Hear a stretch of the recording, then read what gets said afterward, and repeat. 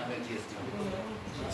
Sir मेरा छोटा सा सवाल ये है कि हमने सुना है कि सरकार जो पुराने पेड़ हैं उनको पेंशन देने वाली है, तो क्या ये सत्य है? और यदि ये सत्य है तो आप इससे कितने खुश होंगे, क्योंकि इससे मतलब पेड़ तो ज़्यादा नहीं।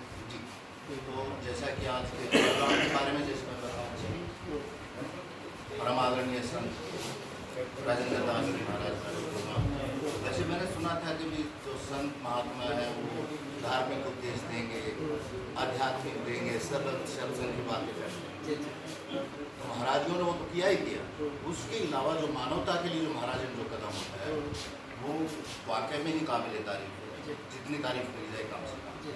जिस ढंग से मानवता का उद्धार होता है कि ये बात मैंने सुनी थी कि भाई वैतरणी को पार करवाते हैं महाराज, वो एक जन्म के बाद की बात थी कि उसके बाद, लेकिन महाराज तो जीते जी पार करवाते हैं। जब ये पर्यावरण की बात करते हैं, इतना सिर्फ पेड़ लगाने की बातें करते हैं जिससे हम सांस लेते हैं, ऑक्सीजन लेते हैं, और जो पूरा डेटा जो बताया हमारे माननीय श्री भगवान जी ने, जो पर्यावरण संरक्षक भी हैं RSS से, उन्होंने बहुत कुछ डेटा बताया किस ढंग से ऑक्सीजन के बगैर हम जिंदा नहीं रह सकते। अमेजन से 8% मिलती है, और हमारे यहाँ पे अभी आप लेटेस्ट जैसे देखेंगे एक बहुत वर्ल्ड वाइड एक फिनोमेना है, जिसमें बात करी थी अपने SP साहब ने कि भाई वसुधैव कुटुंबकम, DFO साहब ने बताया कि किस ढंग से जो पेड़ हैं सिर्फ इंसानों को ही नहीं, हमें कॉमर्शियल यूज के ही लिए फ़ायदा नहीं देते, उसके साथ साथ ही हमें सांस लेने के लिए हमारे आने वाली पीढ़ियाँ स्वस्थ रहें, मजबूत रहें, तो उनमें फ़ायदा करते हैं। GST से उनको थोड़ा सा लगता है, GST की जैसे इस बारे में बात करूँगा, तो निश्चित तौर पर अगर कोई भी जो करदाता है जिससे अगर सरकार चलती है, हम सरकारी अधिकारी हैं या कर्मचारी हैं, सबको तनख्वाहें मिलती हैं, तो नेचुरली व्यापार वर्ग का बड़ा योगदान होता है। व्यापार तभी हो पाएगा जब आप स्वस्थ होंगे, आप फर्स्ट पुष्ट होंगे, अपनी इंडस्ट्रीज अच्छी लगाएंगे और कुछ पॉल्यूशन रहित इंडस्ट्री लगाएंगे।